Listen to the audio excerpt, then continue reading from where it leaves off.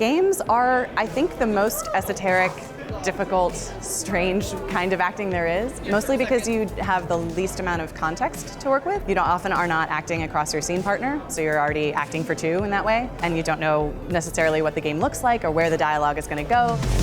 I'm Jennifer Zabasaja, and this is How I Work. Esports is growing rapidly, and so are the number of women involved in the industry. We met two voiceover artists doing their part to increase inclusivity and strong roles for new voices.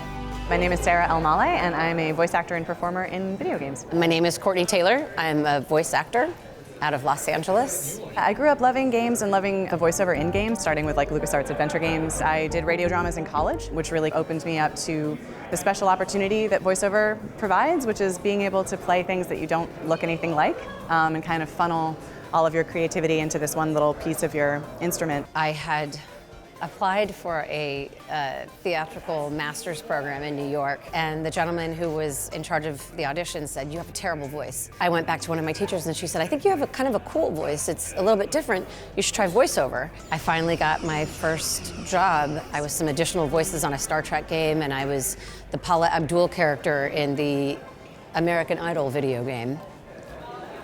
Perhaps you've heard of it. I think you've done very well, considering the pressure on you today. Well done. Clearly I did such an amazing job that they were like, "We must have her in other games."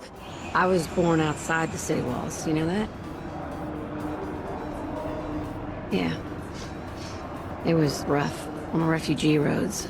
Games are increasingly using performance capture, which is like motion capture like what you see in Avatar or other movies like that. They put a lot of very goofy looking balls on your suit and markers on your face. Then you kind of are in this empty volume with a lot of cameras pointed at you, and you fill that space with your imagination. So when you have a day of booth voiceover, you go in, you probably didn't get to see the script in advance. You might not know what game it is or what character you're doing, and then you either get a scene or you get just lines in an Excel spreadsheet. I ask all of the same questions that I asked when I studied for face acting, on-camera acting. How do I feel about the person that I'm talking to? Where am I? What kind of shoes am I wearing? Am I tired? Am I happy? Am I hungry? What kind of music does this character listen to? I think that game actors have the most vivid imagination and kind of the most ready emotional access. For characters that I play in Elder Scrolls, there's a physicality where I literally have to like wave my skirt around as I'm doing the voice.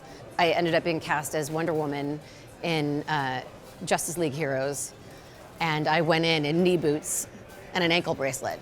You and your warriors will learn to live like the rest of us. Voice acting lets you do kind of a wider range of roles, so I kind of look for roles that I haven't done before. I mean, honestly, I love games so much that I would probably do anything. I gravitate to characters who are struggling with light and dark paths.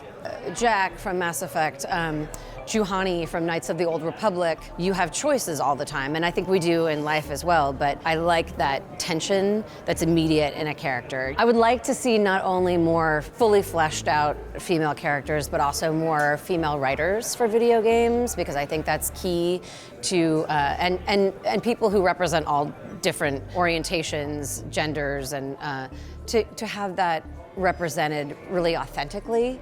I don't know where to begin. I missed so much, so many years.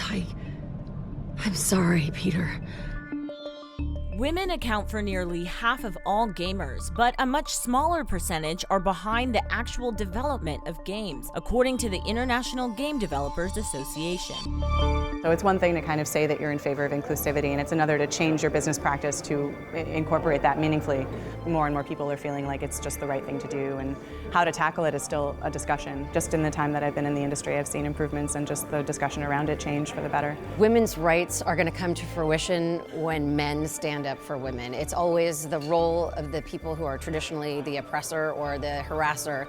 If once they start standing up and saying, "I don't tolerate this," from people of my ilk, I think that's when it stops. Women can obviously mobilize, and it's super important to do all of that as well, but I think it's really important for men to not tolerate it.